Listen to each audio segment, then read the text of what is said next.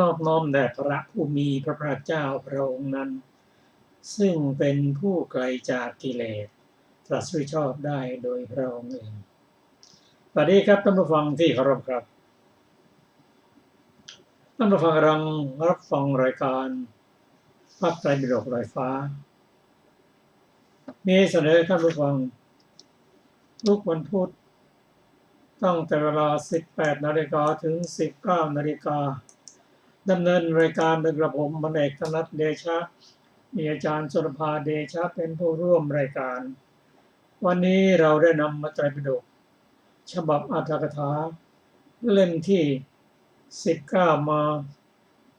ศึกษากันเป็นมัชฌิมานิกายยังประสูตรที่ชื่อว่า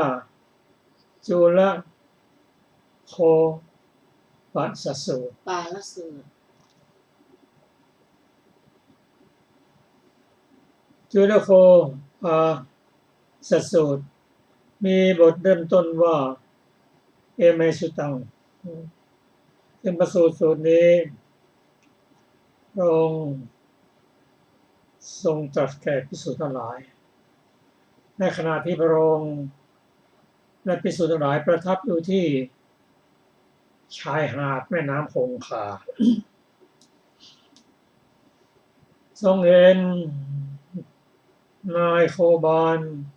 ที่ไม่ฉลาดนำโคข้ามแม่น้ำคงคาซึ่งแม่น้ำกำลังเต็มแรงไม่รู้จักท่าโคข้ามไปก็ถูกน้ำวนโคนั้นเสียหายหมด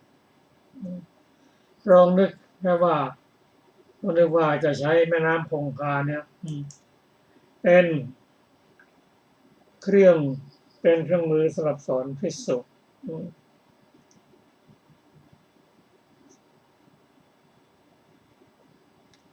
พระองค์ตรัสว่าพระองค์ทรงรู้โลกนี้โลกหน้าถ้าธรรมะพระองค์ประกาศไว้ดีแล้วพระองค์เป็นสัมมาสัมพุทธะ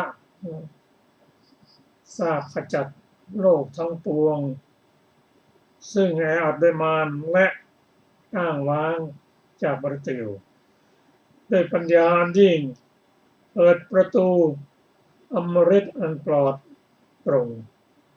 เพื่อบรรลุพระนิพพานกั้นกระแสมารผู้ละมุขขจัดเสียซึ่ง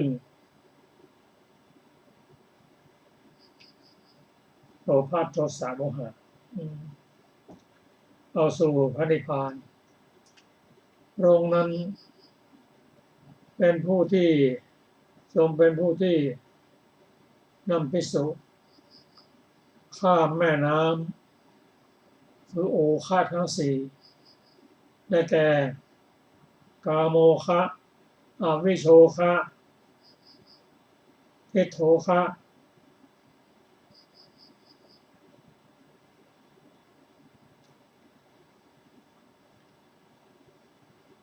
โมคะทั้งสี่นั้นซึ่งได้แก่กามโมคะอวิโชคะภโวคะและทิฏโถคะพระองค์เปรียบเหมือนถ้าจะว่าไปได้เป็นนายโคบาลที่ฉลาดที่สุดนำภิกษุข้ามโอคะทั้งสี่ได้ด้วยศีลสมาธิและปัญญาเป็นไปตามขั้นตอนของการศึกษาอันได้แก่พระโสดาบันกำจัดกิเลส3ได้คือสักกายทิฏฐิศีลพรตและวิจิกิจฉามีศรัทธาแน่นแฟ้นไม่คลอนแคลนจากนั้นไปก็ผ่านไปยังท่าอื่น เช่นสกทาคามีเป็นผู้กำจัดกิเลส2ยอดเบื้องต่ำ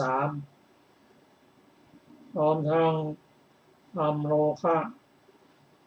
ะโทสะโมหะให้เบาบางลงท่านก็จะพัก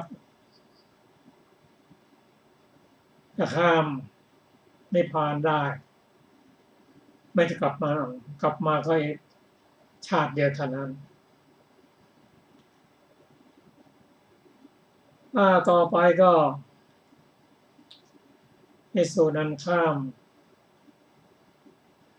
แม่น้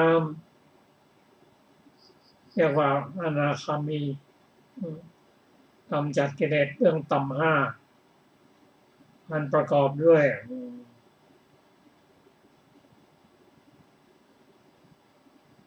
กามโมฆะและ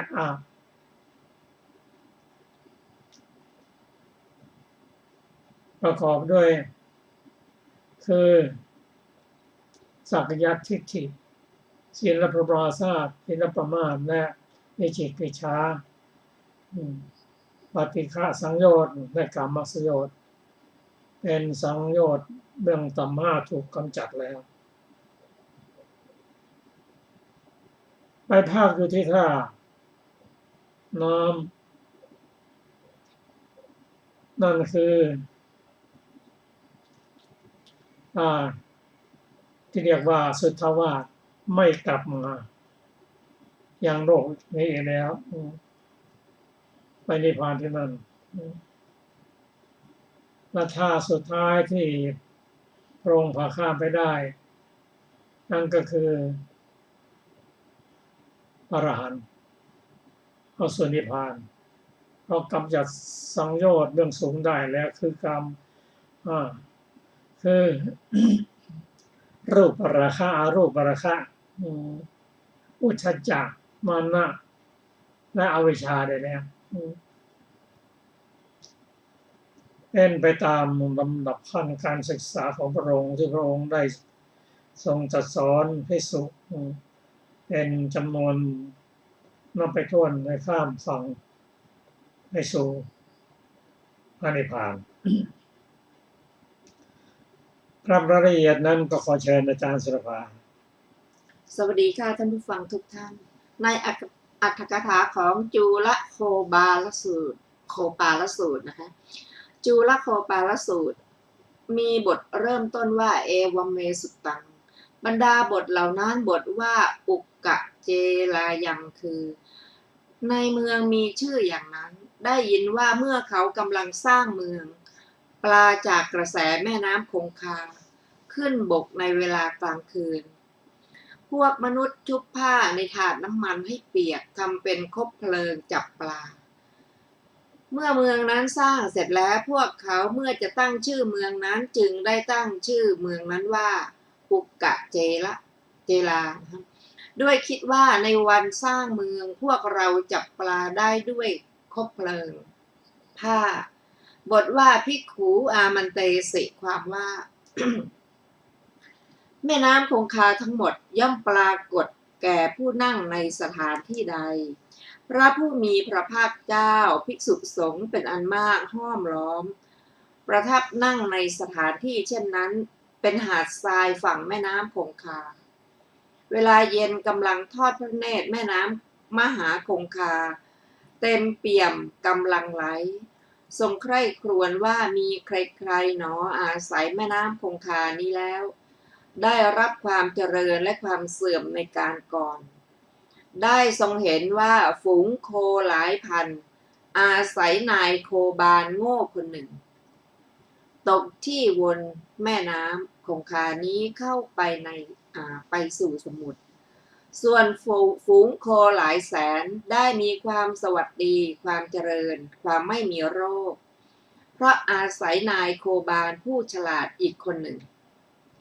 ครั้นทรงเห็นแล้วทรงดำริว่า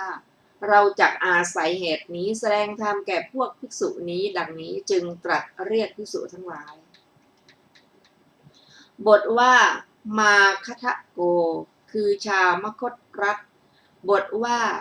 ทุปปัญญชาติโกได้แก่ มหาชนพวกไม่มีปัญญาเป็นสภาพ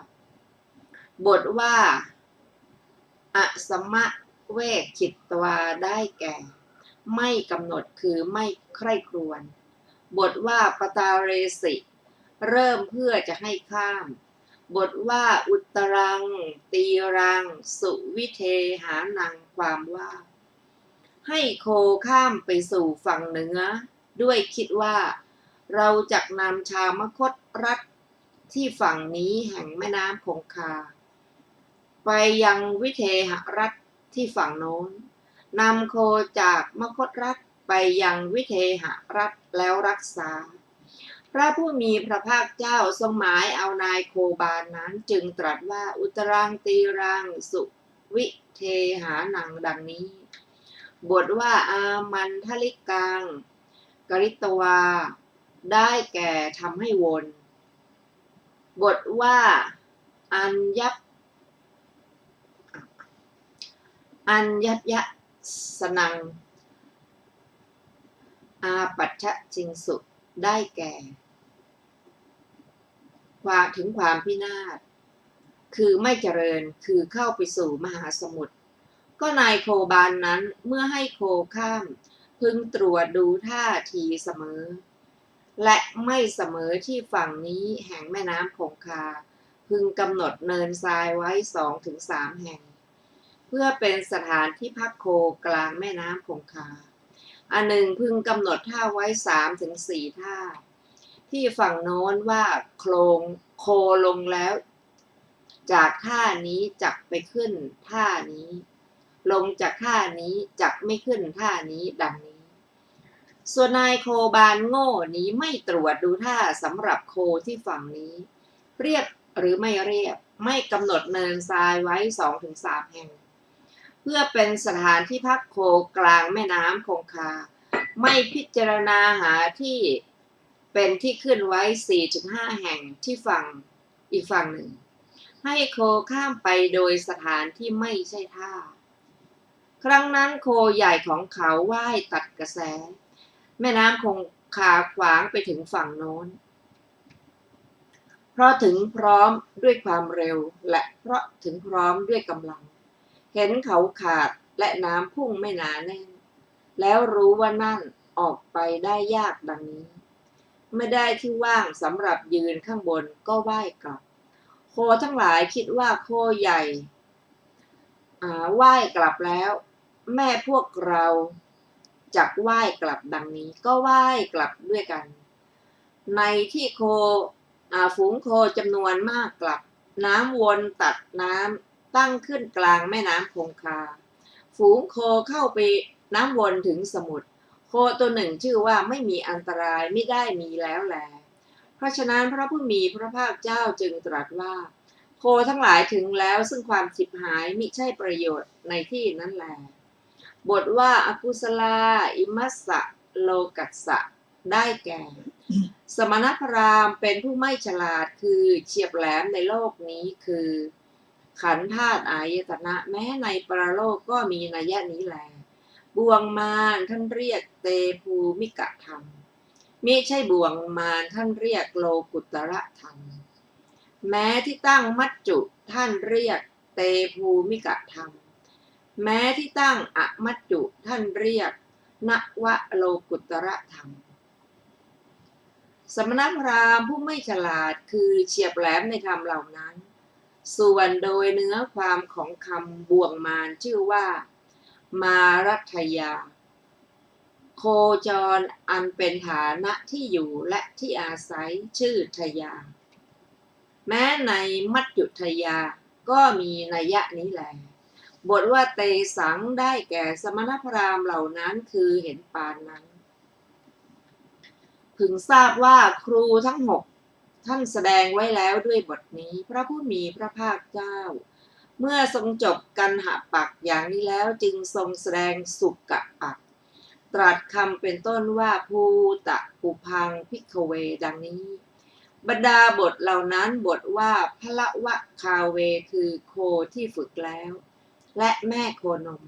บทว่าพ ธรรมคาเวคือโคที่ควรฝึกและโคสาว บทว่าวัชตะเรได้แก่ลูกโคมีกำลังที่ผ่านความเป็นลูกโค บทว่าวัชเกคือลูกโคหนุ่มยังดื่มนม บทว่าจีสะพะลิเกคือมีเนื้อและเลือดน้อยกำลังน้อย บทว่าตาวเทวชาตโกคือลูกโคที่เกิดในวันนั้น บทว่ามาตุโคระวะเกนะอุยหะมาโน ความว่า แม่โคส่งเสียงโคข้างหน้าว่าหุงหุงให้สัญญาณว่ายน้ำว่ายตัดน้ำไป ลูกโคว่ายไปตามน้ำตามแม่โคนั้นแล โดยเสียงร้องของแม่โคนั้น ท่านเรียกว่าลอยตามเสียงของแม่ บทว่ามารัสสะโสตางเชตวา ความว่าตัดกระแสแห่งตัณหาของมารด้วยอรหัตมรรค บทว่าปารังคตาได้แก่ภิกษุถึงฝั่งสงสารคือนิพพาน เหมือนโคใหญ่ว่ายไปถึงฝั่งแม่น้ำฉะนั้น บทว่าปารังอคมังสุความว่า ในขณะที่โคใหญ่ถึงฝั่งโคทั้งหลายว่ายล่วง3 ส่วนกระแส น้ำคงคาแล้วเห็นโคใหญ่ถึงฝั่ง จึงไปตามทางที่โคใหญ่เหล่านั้นไป บทว่าปารังคมิตสันติ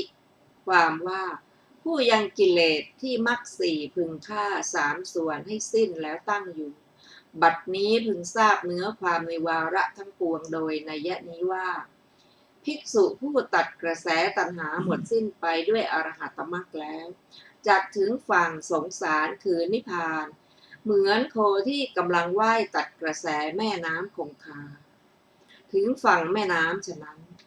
ภิกษุ2 รูปเหล่านี้คือที่เป็นธรรมานุสารีสัทธานุสารีเป็นผู้พร้อมเพรียงด้วยมรรคชั้นต้น บทว่าชานตาคือพระพุทธเจ้าทรงรู้อยู่ซึ่งธรรมทั้งปวง บทว่าสุปกาสิโตความว่าแปลว่ากล่าวไว้ดีแล้ว บทว่าวิวักกังแปลว่าเปิดแล้ว บทอมตะทวารังได้แก่อริยมรรค บทว่านิพพานปัตติยาคือเพื่อเปิดเพื่อประโยชน์แก่นิพพานนั้น บทว่าวีณลีกตังคือธรรมานะดุจไม้อ้อให้ปราศจากไป บทว่าเขมังปัตเทถะความว่าพวกเธอเป็นผู้ปรารถนาพระอรหันต์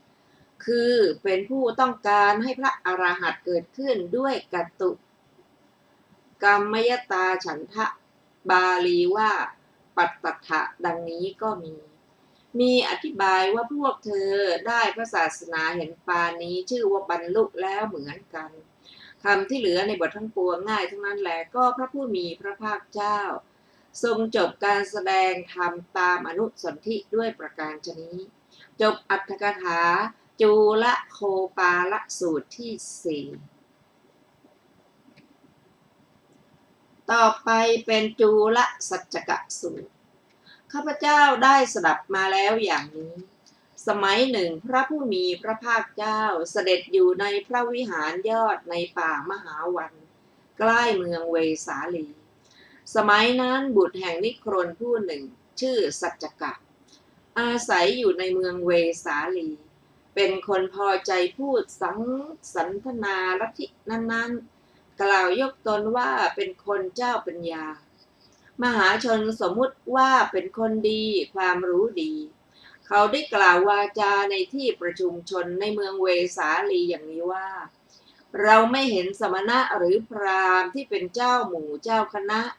เป็นคณาจารย์ครูของหมู่แม้ปฏิญญายืนยันตนว่าเป็นพระอรหันต์ผู้ไกลจากกิเลสควรนับถือผู้รู้ชอบเองที่เราโต้ตอบถ้อยคำแล้วจะไม่ประมาทตัวสั่นหวั่นไหวไม่มีเหงื่อไหลโซมจากรักแร้เลยถ้าแม้เราจะโต้ตอบถ้อยคำด้วยถ้อยคำที่กับเสาที่ไม่มีเจตนาแม้เสานั้นก็จะสะท้านหวั่นไหว จะกล่าวอะไรถึงสัตว์ที่เป็นมนุษย์ครั้งนั้นเวลาเช้าวันหนึ่งพระอัสสชิผู้มีอายุครองผ้าตามสมณวัตรแล้วถือบาทจีวรเข้าไปบิณฑบาตณเมืองเวสาลีสัจจกะเดินเที่ยวมาในเมืองเวสาลีได้แลเห็นพระอัสสชิผู้มีอายุมาอยู่แต่ไกลจึงเข้าไปใกล้กล่าวปราศัยกับท่านแล้วได้ยืนส่วนข้างหนึ่งแล้วถามท่านว่าพระอัสสชิพระโคดมแนะนำสั่งสอนสาวกทั้งหลายอย่างไรและคำสั่งสอนของพระโคดมที่เป็นไปมากในสาวกทั้งหลายมีส่วนอย่างไรพระอัสสชิผู้มีอายุตอบว่าอคิเวสนะพระผู้มีพระภาคเจ้าทรงแนะนำสั่งสอนสาวกทั้งหลายอย่างนี้แลและคำสั่งสอนของพระผู้มีพระภาคเจ้าที่เป็นไปมากในสาวกทั้งหลายมีส่วนอย่างนี้ว่ารูปไม่เที่ยงเวทนาไม่เที่ยงสัญญาไม่เที่ยงสังขารทั้งหลายไม่เที่ยงวิญญาณไม่เที่ยงรูปไม่ใช่ตัวเวทนาไม่ใช่ตัวสัญญาไม่ใช่ตัวสังขารทั้งหลายไม่ใช่ตัววิญญาณไม่ใช่ตัวสังขารทั้งหลายทั้งปวงไม่เที่ยงธรรมทั้งหลายทั้งปวงไม่ใช่ตัวดังนี้พระผู้มีพระภาคเจ้าทรงแนะนำสั่งสอนสาวกทั้งหลายอย่างนี้และคำสั่งสอนของพระผู้มีพระภาคเจ้าที่เป็นไปมากในสาวกทั้งหลายมีส่วนอย่างนี้แลสัจจกะตอบว่าข้าพเจ้าได้ฟังว่าพระโคดมมีถ้อยคำอย่างนี้ข้าพเจ้าได้ฟังไม่ดีแล้วถ้าอย่างไรบางคราวข้าพเจ้าจะได้พบกับพระโคดมจะได้เจรจากันสักหน่อยถ้าอย่างไรจะเปลื้องจากความเห็นที่เลวทรามนั้นเสียได้สมัยนั้นเจ้าฤชวีประมาณ500 องค์ประชุมกันอยู่ในศาลาที่ว่าราชการด้วยกิจอันหนึ่งสัจจกะเข้าไปหาเจ้าฤชวีเหล่านั้นแล้วพูดว่าขอเจ้าฤชวีทั้งหลายจงไปด้วยกันขอเจ้าฤชวีทั้งหลายจงไปด้วยกันวันนี้ข้าพเจ้าจักเจรจากับพระสมณโคดม ถ้าพระสมณโคดมจักตั้งอยู่ตามคำที่ภิกษุชื่ออัสสชิผู้เป็นสาวกมีชื่อผู้หนึ่งได้พูดแก่ข้าพเจ้าจักชักลากถ้อยคำพระสมณโคดมมาตามถ้อยคำของข้าพเจ้าเหมือนบุรุษมีกำลังจับแกะอันมีขนยาวที่ขนชุดลากมาฉะนั้นหรือมิฉะนั้นเหมือนคนทำการในโรงสุราผู้มีกำลังวางลำแพงสำหรับรองแป้งสุราอันใหญ่ในห้วงน้ำอันลึกแล้วจับที่มุมชักลากไปมาฉะนั้นข้าพเจ้าจะสลับถ้อยคำของพระสมณโคดมเสียเหมือนบุรุษผู้มีกำลังที่เป็นนักเลงสุราจับภาชนะสำหรับตวงสุราที่มุมตวงสุราอยู่ฉะนั้นข้าพเจ้าจักฟาดพระสมณโคดมเล่นเหมือนช้างที่มีวัยล่วง60 ปียังลงสู่สระโบกขรณีอันลึกแล้วพ่นน้ำเล่นฉะนั้นขอเจ้าฤชวีทั้งหลายจงไปด้วยกันขอเจ้าฤชวีทั้งหลายจงไปด้วยกันวันนี้ข้าพเจ้าจักเจรจากับพระสมณโคดมดังนี้ในเจ้าฤชวีเหล่านั้นบางพวกกล่าวว่าเหตุอะไรพระสมณโคดมจักยกถ้อยคำของสัจจกะได้ที่แท้สัจจกะกลับจะยกถ้อยคำของพระสมณโคดมเสียอีกบางพวกกล่าวว่าสัจจกะเป็นอะไรมาจึงจะยกถ้อยคำของพระผู้มีพระภาคเจ้าได้ที่แท้พระผู้มีพระภาคเจ้ากลับจะยกถ้อยคำของสัจจกะได้อีกลำดับนั้นสัจจกะอันเจ้าฤชวีประมาณ500ห้อมล้อมไปสู่พระวิหารยอดในป่ามหาวันสมัยนั้นภิกษุมากรูปขอไปสมัยนั้นภิกษุมากหลายรูปจงกรมอยู่ในที่แจ้งเขาเข้าไปถามเธอว่าเดี๋ยวนี้พระโคดมอยู่ที่ไหนข้าพเจ้าทั้งหลายปรารถนาจะเข้าไปเฝ้าพระโคดมภิกษุทั้งหลายนั้นตอบว่านั่นแน่อคิเวสนะพระผู้มีพระภาคเจ้าเสด็จลงสู่ป่ามหาวันประทับนั่งพักร้อนอยู่ที่ร่มไม้แห่งหนึ่งสัจจกะพร้อมด้วยเจ้าฤชวีหมู่ใหญ่เข้าไปสู่ป่ามหาวัน ถึงที่พระผู้มีพระภาคเจ้าประทับอยู่แล้วได้ทูลปราศัยกับพระผู้มีพระภาคเจ้าแล้วนั่งณที่ควรส่วนข้างหนึ่งแม้เจ้าฤทธิวีทั้งหลายนั้นบางพวกถวายอภิวาทตามอาการของผู้เลื่อมใสบางพวกก็เป็นแต่กล่าววาจาปราศัยแสดงความยินดีบางพวกเป็นแค่ประคองอัญชลีประนมมือบางพวกก็ร้องประกาศชื่อแลโคดของตน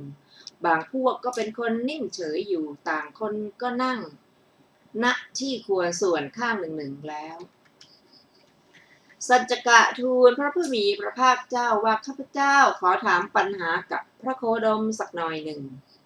ถ้าพระโคดมจะทำโอกาสเพื่อการกล่าวแก้ปัญหาแก่ข้าพเจ้าพระผู้มีพระภาคเจ้าท่านประสงค์จะถามข้อใดก็ถามเถิดอาคิเวสนะสัจจกะพระโคดมแนะนำสั่งสอนสาวกอย่างไรและคำสั่งสอนของพระโคดมเป็นไปมากในสาวกทั้งหลายมีส่วนอย่างไรพระผู้มีพระภาคเจ้าตอบว่าอาคิเวสนะเราแนะนำสั่งสอนสาวกทั้งหลายอย่างนี้และคำสั่งสอนของเราเป็นไปมากในสาวกทั้งหลายมีส่วนอย่างนี้ว่ารูปไม่เที่ยงเวทนาไม่เที่ยงสัญญาไม่เที่ยงสังขารทั้งหลายไม่เที่ยงวิญญาณไม่ใช่ตัวสังขารทั้งหลายทั้งปวงไม่เที่ยงธรรมทั้งหลายทั้งปวงไม่ใช่ตัวดังนี้เราได้นำสั่งสอนสาวกทั้งหลายอย่างนี้และคำสั่งสอนของเราเป็นไปมากในสาวกทั้งหลายมีส่วนอย่างนี้แลสัจจกะอุปมาแจ่มแจ้งแก่ข้าพเจ้าพระโคดมพระผู้มีพระภาคเจ้าอุปมานั้นแจ่มแจ้งแก่ท่านเถิดอัคคิเวสนะสัจจกะพระโคดมเหมือนหนึ่งพืชพันธุ์ไม้ทั้งหลายเหล่าใดเหล่าหนึ่งที่ถึงความเจริญงอกงามไพบูรณ์พืชพันธุ์ไม้ทั้งหลายนั้นทั้งหมดต้องอาศัยแผ่นดินตั้งอยู่ในแผ่นดินจึงถึงความเจริญงอกงามไพบูรณ์ได้หรือมิฉะนั้นเหมือนหนึ่งการงานเหล่าใดเหล่าหนึ่งที่ต้องทำด้วยกำลังแขนที่บุคคลทำอยู่การงานเหล่านั้นทั้งหมดบุคคลต้องอาศัยแผ่นดินต้องตั้งอยู่ในแผ่นดินจึงทำได้ฉันใดบุคคลมีรูปเป็นตัวมีเวทนาเป็นตัวมีสัญญาเป็นตัวมีสังขารเป็นตัวมีวิญญาณเป็นตัวต้องตั้งอยู่ในรูปเวทนาสัญญาสังขารวิญญาณจึงสวยผลแห่งบุญหรือไม่ใช่บุญได้ฉะนั้นพระผู้มีพระภาคเจ้าอาคิเวสนะท่านว่าอย่างนั้นชื่อว่ากล่าวอย่างนี้ว่ารูปเป็นตัวของเราเวทนาเป็นตัวของเราสัญญาเป็นตัวของเราสังขารเป็นตัวของเราวิญญาณเป็นตัวของเราดังนี้ไม่ใช่หรือสัจจกะตอบว่าพระโคดมข้าพเจ้าก็กล่าวอย่างนั้นประชุมชนหมู่ใหญ่นี้ก็กล่าวอย่างนั้นพระผู้มีพระภาคเจ้าอาคิเวสนะประชุมชนหมู่ใหญ่จะทำอะไรแก่ท่านเอาเถิดท่านแก้แต่ถ้อยคำของตัวเถิดสัจจกะพระโคดมข้าพเจ้ากล่าวอย่างนี้ว่ารูปเป็นตัวของเราเวทนาเป็นตัวของเราสัญญาเป็นตัวของเราสังขารทั้งหลายเป็นตัวของเราวิญญาณเป็นตัวของเราดังนี้พระผู้มีพระภาคเจ้าอาคิเวสนะถ้าอย่างนั้นเราจะถามท่านเฉพาะในข้อนี้ท่านเห็นอย่างไรจึงกล่าวแก้อย่างนั้นท่านจะสำคัญความข้อนี้เป็นไฉนอำนาจของพระราชามหากษัตริย์หรือพระเจ้าแผ่นดินผู้ได้มุรธาภิเษกแล้วคือส่งน้ำทั่วพระองค์ตลอดถึงพระเศียรในเวลาที่จะเป็นพระเจ้าแผ่นดินเหมือนพระเจ้าปเสนที่โกศลและพระเจ้ามคธราชอาชาติศัตรูอาจฆ่าคนที่ควรต้องฆ่าริบราชบาทคนที่ควรต้องริบในประเทศคนที่ควรต้องในประเทศต้องเป็นไปได้ในพระราชอาณาเขตของพระองค์หรือไม่ใช่สัจจกะตอบว่าพระโคดมอำนาจของพระราชามหากษัตริย์ผู้ได้มุรธาภิเษกแล้วเหมือนพระเจ้าปเสนที่โกศลและพระเจ้ามคธราชอาชาติศัตรูอาจฆ่าคนที่ควรต้องฆ่าริบราชบาทคนที่ควรต้องริบเนรเทศคนที่ควรต้องเนรเทศต้องเป็นไปในพระราชอาณาเขตของพระองค์เพราะว่าแต่อำนาจของหมู่คณะเหล่านี้คือวัชชีมันละ ที่อาจฆ่าคนที่ควรต้องฆ่าริบราชบาทคนที่ควรต้องริบในประเทศคนที่ควรต้องในประเทศยังเป็นไปได้ในแคว้นของตนเหตุไฉนอำนาจฉะนั้นของพระราชามหากษัตริย์ผู้ได้มุรธาภิเษกแล้วเหมือนพระเจ้าประเสนที่โกศลและพระเจ้ามคธราชชาติศัตรูจักไม่เป็นไปได้เช่นนั้นอำนาจเช่นนั้นของพระราชามหากษัตริย์ผู้ได้มุรธาภิเษกแล้วนั้นต้องเป็นไปได้ด้วยควรจะเป็นไปได้ด้วยพระผู้มีพระภาคเจ้าอคิเวสนะท่านจะสำคัญความนั้นเป็นไฉนข้อที่ท่านกล่าวว่ารูปเป็นตัวของเราดังนี้อำนาจของท่านเป็นไปในรูปนั้นว่ารูปของเราจงเป็นอย่างนั้นเถิดอย่าได้เป็นอย่างนี้เลยดังนี้หรือเมื่อพระผู้มีพระภาคเจ้าตรัสถามอย่างนี้สัจจกะได้นิ่งอยู่พระองค์ตรัสถามอย่างนี้ถึงครั้งที่3จึงได้ทูลถามว่าข้อนี้ไม่เป็นอย่างนั้นได้พระโคดมพระผู้มีพระภาคเจ้าอคิเวสนะท่านจงทำในใจเสียก่อนแล้วจึงค่อยกล่าวแก้คำหลังของท่านไม่ต่อกันกับคำก่อนคำก่อนไม่ต่อกันกับคำหลังอคิเวสนะท่านจะสำคัญความนั้นเป็นไฉนข้อที่ท่านกล่าวว่าเวทนาเป็นตัวของเราสัญญาเป็นตัวของเราสังขารทั้งหลายเป็นตัวของเราวิญญาณเป็นตัวของเราดังนี้อำนาจของท่านเป็นไปในเวทนาในสัญญาในสังขารในวิญญาณว่าเวทนาสัญญาสังขารทั้งหลายสละวิญญาณของเราจงเป็นไปเป็นอย่างนั้นเถิดอย่าเป็นอย่างนี้เลยดังนี้หรือสัจจกะตอบว่าข้อนี้ไม่เป็นอย่างนั้นพระโคดมพระผู้มีพระภาคเจ้าอคิเวสนะท่านจงทำในใจเสียก่อนแล้วจึงค่อยกล่าวแก้คำหลังของท่านไม่ต่อกันกับคำก่อนคำก่อนไม่ต่อกันกับคำหลังอคิเวสนะท่านจะสำคัญความนั้นเป็นไฉนรูปเวทนาสัญญาสังขารทั้งหลายและวิญญาณเที่ยงหรือไม่เที่ยงสัจจกะมันไม่เที่ยงพระโคดมพระผู้มีพระภาคเจ้าก็สิ่งใดไม่เที่ยงสิ่งนั้นสุขหรือทุกข์สัจจกะตอบว่าสิ่งนั้นทุกข์พระโคดมพระผู้มีพระภาคเจ้าก็สิ่งใดไม่เที่ยงเป็นทุกข์มีความแปรปรวนเป็นธรรมดาควรหรือจะตามเห็นสิ่งนั้นว่าสิ่งนั้นของเราเป็นส่วนนั้นตัวของเราดังนี้สัจจกะตอบว่าข้อนั้นไม่ควรเลยพระโคดมพระผู้มีพระภาคเจ้าตรัสว่าอคิเวสนะท่านจะสำคัญความนั้นเป็นไฉนผู้ใดติดทุกข์อยู่เข้าไปถึงทุกข์แล้วยินดีทุกข์แล้วตามเห็นทุกข์ว่าสิ่งนั้นของเราเป็นส่วนนั้นตัวของเราดังนี้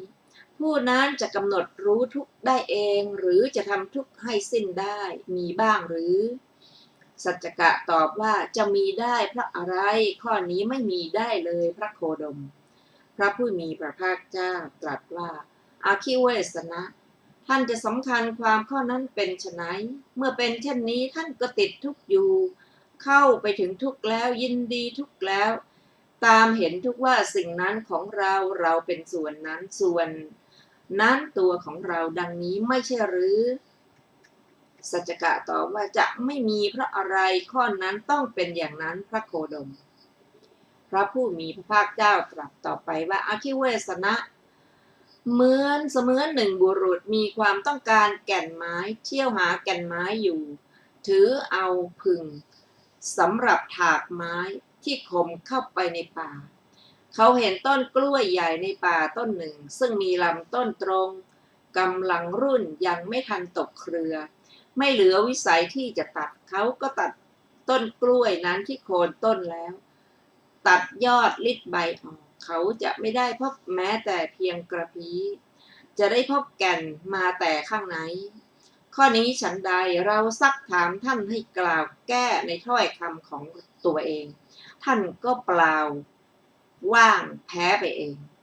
ฉะนั้นอคิเวสนะท่านได้กล่าววาจานี้ในที่ประชุมชนในเมืองเวสาลีว่าเราไม่เห็นสมณะหรือพราหมณ์ที่เป็นเจ้าหมู่เจ้าคณะเป็นคณาจารย์แม้จะปฏิญญาตนว่า เป็นพระอรหันต์ผู้รู้ชอบเอง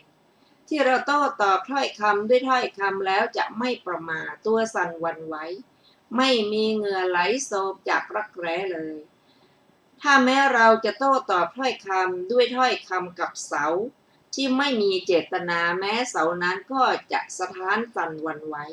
จะกล่าวอะไรถึงสัตว์ที่เป็นมนุษย์ดังนี้หยาดเหงื่อของท่านบางหยาดหยดจากหน้าผากลงผ้าห่มและตกที่พื้นส่วนเหงื่อในกายของเราเดี๋ยวนี้ไม่มีเลยเมื่อพระผู้มีพระภาคเจ้าตรัสอย่างนี้แล้วสัจจกะได้นิ่ง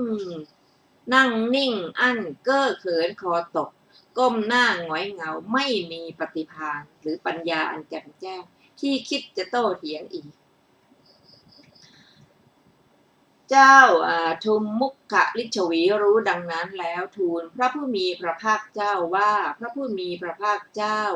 อุปมาย่อมแจ่มแจ้งแก่ข้าพระองค์พระผู้มีพระภาคเจ้าตรัสตอบว่าอุปมานั้นแจ่มแจ้งแก่ท่านเถิดทุมมุขดังนี้แล้วเธอทูลว่าเปรียบเหมือนในที่ใกล้แห่งบ้านหรือนิคมมีสระบุครณีอยู่สระหนึ่งในสระนั้นมีปูตัวหนึ่งมีเด็กชายหญิงเป็นอันมากออกจากบ้านเรือนหรือนิคมนั้นไปถึงสระบุครณีนั้นแล้ว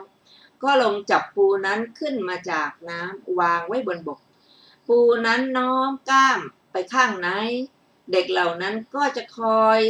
ต่อยก้ามปูนั้นด้วยท่อนไม้หรือท่อนกระเบื้องครั้นปูนั้นมีก้ามหักหมดอย่างนี้แล้วก็ไม่อาจลงสู่สระบุครณีนั้นได้อีกเหมือนอย่างก่อนข้อนี้ฉันใดทิฏฐิที่เป็นเส้นหนาปกคลุมอยู่ยักไปยักมาไม่อยู่ในร่องรอยบางอย่างของสัจจกะอันพระผู้มีพระภาคเจ้าทรงหักเสียแล้วต่อนนี้ไปสัจจกะไม่อาจจะเข้ามาใกล้พระผู้มีพระภาคเจ้าด้วยประสงค์จะโต้ตอบได้อีกฉะนั้นเมื่อเจ้าทุมมุขลิชวีกล่าวอย่างนี้แล้วสัจจกะได้พูดกับเธอว่าเจ้าทุมมุขท่านหยุดเถิดท่านหยุดเถิดท่านเป็นคนปากมากนักข้าพเจ้าไม่ได้พูดหารือกับท่านข้าพเจ้าพูดหารือกับพระโคดมต่างหากครั้นพูดอย่างนี้แล้วได้ทูลพระผู้มีพระภาคเจ้าว่าพระโคดมวาจาของข้าพเจ้าและของพราเป็นอันมากเหล่าอื่นยกเสียเถิดเพราะเป็นแต่เรื่องพูดเพ้อก็พูดเพ้อไปแล้วเท่านั้น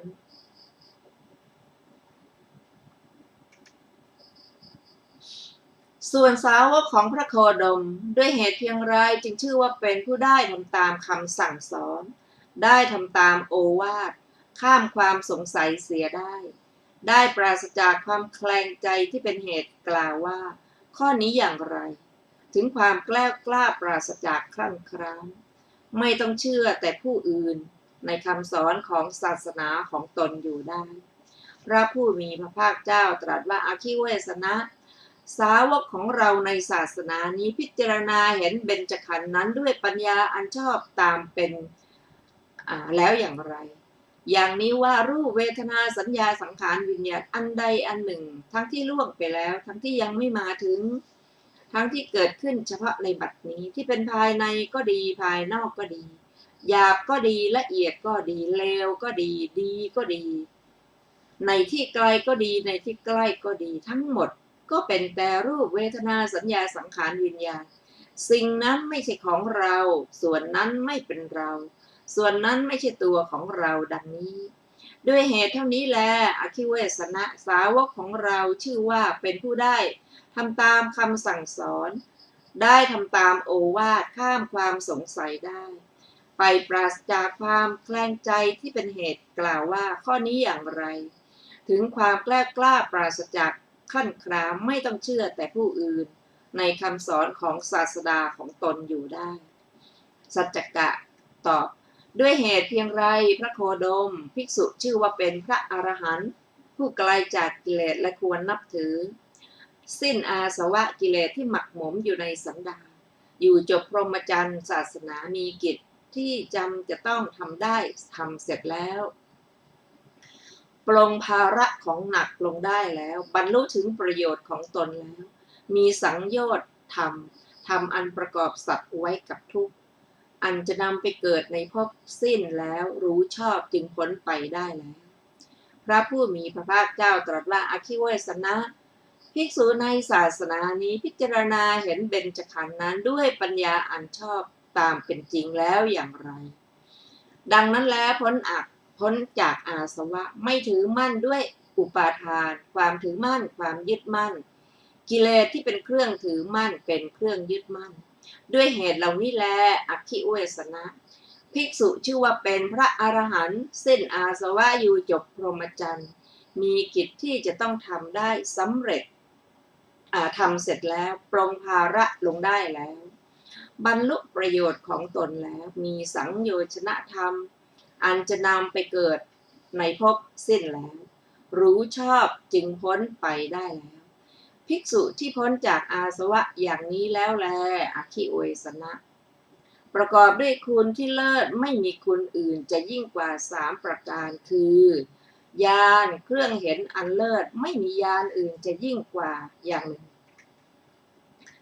ความปฏิบัติอันเลิศ ไม่มีความปฏิบัติอื่นจะยิ่งกว่าอย่างหนึ่งความพ้นอันเลิศไม่มีความพ้นอื่นจะยิ่งกว่าอย่างหนึ่งและเธอสักการะเคารพนับถือบูชาพระตถาคตด้วยศรัทธาเลื่อมใสว่าพระผู้มีพระภาคเจ้านั้นทรงรู้เองแล้วทรงแสดงธรรมเพื่อสอนผู้อื่นให้รู้ตามทรงทรมานฝึกพระองค์ก่อนแล้วทรงแสดงธรรมเพื่อทรมานฝึกสอนผู้อื่นทรงสงบระงับกองกิเลสคือสภาพที่เกิดในใจแล้วทำใจให้เศร้าหมองได้แล้วทรงแสดงธรรมเพื่อสอนผู้อื่นให้สงบระงับกองกิเลสทรงข้ามห่วงกิเลสได้แล้วทรงแสดงธรรมเพื่อสอนผู้อื่นให้ข้ามห่วงกิเลสทรงดับเพลิงกิเลสได้แล้วทรงแสดงธรรมเพื่อสอนผู้อื่นให้ดับเพลิงกิเลสดังนี้เมื่อพระผู้มีพระภาคเจ้าตรัสอย่างนี้แล้วสัจจกะทูลว่าข้าพเจ้านั่นเชียวพระโคดมเป็นคนคอยกำจัดคุณเป็นคนขนองวาจาเพราะได้สำคัญถ้อยคำของพระโคดมว่าตัวอาจจะโต้เถียงได้ด้วยถ้อยคำของตัวบุรุษมาปะทะช้างอันซับมันเข้าก็ดีเจอกองไฟอันกำลังลุกโชนก็ดีกระทบงูที่มีพิษร้ายก็ดียังมีเอาตัวรอดได้บ้างก็แต่มาจดพระโคดมเข้าแล้วไม่มีเอาตัวรอดได้เลยข้าพเจ้านั่นเชียวเป็นคนคอยกำจัดคุณเป็นคนขนองวาจาเพราะได้สำคัญถ้อยคำของพระโคดมว่าตัวอาจจะโต้เถียงได้ด้วยถ้อยคำของตัวขอพระโคดมพร้อมภิกษุสงฆ์จงรับภัตตาหารของข้าพเจ้าเพื่อจะฉันในวันพรุ่งนี้สัจจกะทราบว่าพระผู้มีพระภาคเจ้าทรงรับนิมนต์แล้วจึงสั่งเจ้าฤชวีเหล่านั้นว่าเจ้าฤชวีทั้งหลายจงฟังข้าพเจ้าได้นิมนต์พระสมณโคดมพร้อมด้วยภิกษุสงฆ์เพื่อจะฉันในวันพรุ่งนี้ท่านจะนำอาหารใดมาเพื่อข้าพเจ้าจงเลือกหาแต่ของที่ควรแก่พระสมณโคดมล่วงราตรีนั้นแล้วเจ้าฤชวีเหล่านั้นได้นำภัตตาหารไปให้แก่สัจจกะประมาณ500 หม้อสัจจกะให้จัดของเคี้ยวของฉันอันประณีตในอารามของตนเสร็จแล้วให้กราบทูลภัตตาการแด่พระผู้มีพระภาคเจ้าว่าเป็นการที่สมควรจะเสด็จพระพุทธดำเนินภัตตาหารพร้อมเสร็จแล้วเวลาเช้าวันนั้นพระผู้มีพระภาคเจ้าทรงผ้าตามสมณวัตรแล้วทรงบาตรจีวรพร้อมด้วยภิกษุสงฆ์เสด็จพุทธดำเนินไปถึงอารามแห่งสัจจกะแล้วประทับณอาสนะที่ปูลาดไว้ถวายสัจจกะอังคาดพระภิกษุสงฆ์มีพระพุทธเจ้าเป็นประธานด้วยของเคี้ยวของฉันอันประณีตด้วยมือของตนให้อิ่มด้วยดีให้ห้ามเสียแล้วครั้นทราบว่าพระผู้มีพระภาคเจ้าเสวยเสร็จแล้วทรงนำพระหัตถ์จากบาทแล้วนั่งณอาสนะต่ำแห่งหนึ่งแล้วทูลว่าพระโคดมขอบุญและผลบุญในทานนี้จงมีเพื่อความสุขแก่ทายกทั้งหลายเถิดพระผู้มีพระภาคเจ้าตรัสตอบว่าอคิเวสนะ บุญและผลบุญในทานนี้คืออาศัยทักขิณยบุคคลคนควรรับทานที่ทายกให้ด้วยความนับถือซึ่งยังไม่สิ้นราคะโทสะโมหะเหมือนกับท่านจักเป็นของทายกทั้งหลายส่วนบุญและผลบุญที่อาศัยทักขิณยบุคคลซึ่งสิ้นราคะโทสะโมหะแล้วเหมือนกับเราจักเป็นของท่านดังนี้แลจบจูลสัจจกสูตรที่5ในอรรถถาของจูลสัจจกสูตรมีดังต่อไปนี้บรรดาบทเหล่านั้นบทว่ามหาวเนกูตาคารสาลายังความว่าป่าใหญ่มีกำหนดเกิดเองไม่ได้ปลูกชื่อว่ามหาวันส่วนป่ามหาวันใกล้กรุงกบิลพัสเนื่องเป็นอันเดียวกับป่าหิมพานต์แต่ไม่มีกำหนดตั้งจดมหาสมุทรป่านี้หาเป็นเช่นนั้นไม่ชื่อว่าป่ามหาวันเพราะอัตถะว่าเป็นป่าใหญ่มีกำหนดส่วนกูตาคารศาลาเมื่อสร้างอารามเสร็จแล้วจึงทำกูตาคารไว้ภายในมุงหลังคาด้วยเครื่องมุงอย่างหงส์และนกกระจาบมุงแล้วพึงทราบว่าเป็นพระคันธกุฎีของพระผู้มีพระภาคเจ้าถึงพร้อมด้วยอาการทั้งปวงบทว่าสัจโกนิคันทปุตโตความว่าได้ยินว่าในการก่อนชายนิครนคนหนึ่ง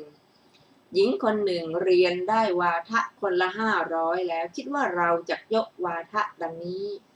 เมื่อเที่ยวไปในชมพูทวีปมาอยู่ร่วมกันในกรุงเวสาลีพวกเจ้าลิชวีเห็นแล้วจึงถามว่าท่านเป็นใครท่านเป็นใครดังนี้ชายนิครนกราบทูลว่าข้าพระองค์เที่ยวไปในชมพูทวีปโดยคิดว่าข้าพระองค์จะยกวาทะดังนี้หญิงนิครนก็ได้กราบทูลอย่างนั้นเจ้าลิชวีตรัสว่าขอท่านจงยกวาทะกันและกันในที่นี้เถิดหญิงนิครนจึงได้ถามวาทะ500ที่ตนเรียนแล้วชายนิครนได้ตอบแล้วเมื่อชายนิครนถามหญิงนิครนก็ตอบได้หมดแม้คนหนึ่งไม่มีชนะไม่มีแพ้กันทั้ง2คนได้เป็นผู้เสมอกันเจ้าลิชวีตรัสว่าท่านแม้ทั้ง2คนเสมอกันจักเที่ยวไปทำอะไรจงอยู่ในที่นี้เถิดพระราชทานเรือนทรงตั้งสวยให้เพราะการอยู่ร่วมกันของคนทั้ง2เหล่านั้นเกิดธิดา4คนคือชื่อสัจจาคนหนึ่งชื่อโลลาคนหนึ่งชื่อปตาจาราคนหนึ่งชื่อศิลาวัตกาคนหนึ่งธิดาเหล่านั้นก็ได้เป็นบัณฑิตด้วยกันได้เรียนวาทะคนละ500อันมารดาบิดาเรียนมาแล้วหญิงเหล่านั้นเจริญวัยได้กล่าวกับมารดาบิดาว่าแม่ชื่อว่ากุลธาริกาของเราไม่ต้องให้เงินและทองเป็นต้นแล้วส่งไปยังเรือนแห่งตระกูลส่วนผู้ใดอยู่ครองเรือนย่อมสามารถเพื่อจะย่ำยีวาทะของหญิงเหล่านั้นได้หญิงเหล่านั้นจะเป็นบริจาริกาของผู้นั้นผู้ใดเป็นนักบวชย่อมสามารถเพื่อจะย่ำยีวาทะของหญิงเหล่านั้นได้หญิงเหล่านั้นก็จะได้บวชในสำนักของผู้นั้นพ่อแม่จะทำอย่างไรดังนี้หญิง4คนถือเพศเป็นนักบวชด้วยคิดว่าแม้พวกเราจะกระทำอย่างนี้แหละคิดว่าชื่อว่าชมพูทวีปนี้ย่อมปรากฏด้วยไม้ว่าดังนี้ถือกิ่งไม้ว่าท่องเที่ยวไปถึงหมู่บ้านใดก็ปักธงไม้ว่าบนกองฝุ่นหรือกองทรายแล้วจึงกล่าวว่าผู้ใดสามารถยกวาทะเชิญผู้นั้นเหยียบธงนี้เถิดเข้าไปในหมู่บ้านพวกเขาเที่ยวไปทุกๆหมู่บ้านอย่างนี้ถึงกรุงสาวัตถีปักธงไม้ว่าไว้ที่ประตูหมู่บ้านเหมือนอย่างนั้นบอกแก่พวกมนุษย์ที่มาถึงแล้วเข้าไปภายในพระนครก็สมัยนั้นพระผู้มีพระภาคเจ้าทรงอาศัยกรุงสาวัตถีประทับอยู่ในพระเชตวันครั้งนั้นท่านสารีบุตรถามอาการที่ป่วยมัวจัดสถานที่ที่เขายังไม่ได้จัดเมื่อเข้าไปที่หมู่บ้านเพื่อบิณฑบาตจึงยกว่าภิกษุเหล่าอื่นเพราะมีกิจมาก ได้เห็นธงไหมว่าที่ประตูหมู่บ้าน จึงถาม พวกเด็กว่านี้อะไรกัน พวกเขาได้บอกความนั้น พระเถระกล่าวว่าถ้าอย่างนั้นพวกเจ้าจงเหยียบเถิด พวกเด็กกล่าวว่าข้าแต่ท่านผู้เจริญ พวกข้าพเจ้าไม่สามารถกลัวอยู่ พระเถระกล่าวว่าพวกเจ้าไม่ต้องกลัว พระเถระกล่าวว่า เมื่อนางปริภาชิกาถามว่าใครให้เหยียบธงไม้ว่าของเรา พวกเธอพึงบอกว่าพระสารีบุตรผู้เป็นพุทธสาวกให้เหยียบ ท่านอยากจะยกวาทะจงไปยังสำนักของพระเถระที่พระเชตวัน พวกเด็กฟังคำของพระเถระจึงพากันเหยียบธงไม่ว่าทิ้งไป พระเถระเที่ยวบิณฑบาตแล้วกลับไปยังวิหาร พวกปริภาชิกาออกจากหมู่บ้านแล้วจึงถามว่าใครให้เหยียบธงของเรา พวกเด็กบอกความนั้น พวกปริภาชิกาเข้าไปในหมู่บ้านอีก ไปคนละทางบอกแล้วว่าได้ยินว่าสารีบุตรเป็นพุทธสาวกจักโต้วาทะกับพวกเราท่านประสงค์จะฟังออกไปเถิด มหาชนออกไปแล้วปริภาชิกามาแล้ว สู่พระเชตวันกับมหาชนนั้น พระเถระคิดว่ามาตุคามจะมาในที่พักของเราไม่เป็นความผาสุกดังนี้ จึงนั่งในท่ามกลางวิหาร นางปริภาชิกาไปถามพระเถระว่าท่านให้เหยียบธงของเราหรือ พระเถระกล่าวว่าถูกต้องเราให้เหยียบเองดังนี้ นางปริภาชิกากล่าวว่าเราจักโต้วาทะกับท่าน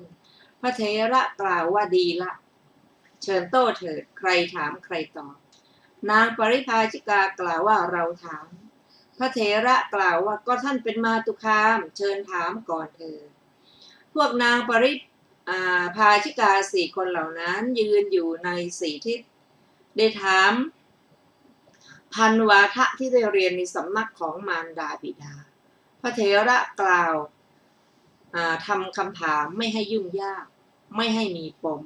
เหมือนตัดก้านบัวด้วยมีดฉะนั้น ครั้นกล่าวแล้วจึงกล่าวเชิญถามอีก นางปริภาชิกากล่าวว่าข้าแต่ท่านผู้เจริญดิฉันรู้เท่านี้แหละ พระเถระกล่าวว่าท่านถามพันวาทะแล้วเราก็ได้ตอบแล้ว แต่เราจะขอถามปัญหาสักข้อหนึ่ง ท่านจงต้องตอบปัญหานั้น นางปริภาชิกาเหล่านั้นเห็นวิสัยของพระเถระไม่อาจที่จะพูดว่าข้าแต่ท่านผู้เจริญถามเถิดพวกดิฉันจักตอบชี้แจงดังนี้แล้วจึงกล่าวอีกว่าข้าแต่ท่านผู้เจริญขอท่านจงถามเถิดเมื่อพวกดิฉันรู้จักตอบชี้แจงพระเถระกล่าวว่าปัญหานี้ต้องให้กุลบุตรบรรพชาให้ศึกษาเป็นครั้งแรกแล้วจึงถามว่าอะไรชื่อว่าหนึ่งนางปริภาชิกาเหล่านั้นไม่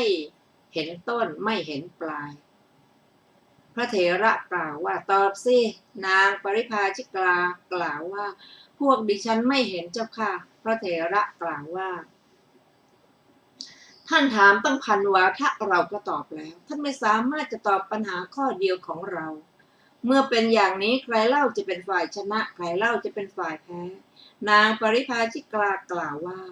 ท่านเป็นฝ่ายชนะพวกดิฉันเป็นฝ่ายแพ้เจ้าค่ะพระเถระกล่าวว่าคราวนี้ท่านจะทำอย่างไรนางปริภาชิกาบอกว่า คำที่มารดาบิดากล่าวแล้วจึงกล่าวว่าพวกดิฉันจักบวชในสำนักของท่านพระเถระกล่าวว่าท่านเป็นมาตุคามไม่ควรจะบวชในสำนักของเราแต่ท่านถือสารของเราไปยังสำนักภิกษุณีบวชเถิดนางปริภาชิการับว่าสาธุถือสารของพระเถระไปสำนักภิกษุณีสงฆ์บวชแล้วก็แลขั้นบวชแล้วเป็นผู้ไม่ประมาทมีความเพียรไม่ช้าก็บรรลุพระอรหันต์ท่านผู้ฟังที่เคารพค่ะวันนี้รายการพระไตรปิฎกลอยฟ้าก็ได้หมดเวลาลงแล้วเราจะได้มาศึกษาต่อกันอีกในวันพุธหน้าเวลาเดียวกันนี้ขอขอบพระคุณทุกท่านที่ได้ร่วมศึกษาด้วยกันขอมีความสุขความเจริญในธรรมยิ่งๆวันนี้ก็สวัสดีค่ะสวัสดีครับ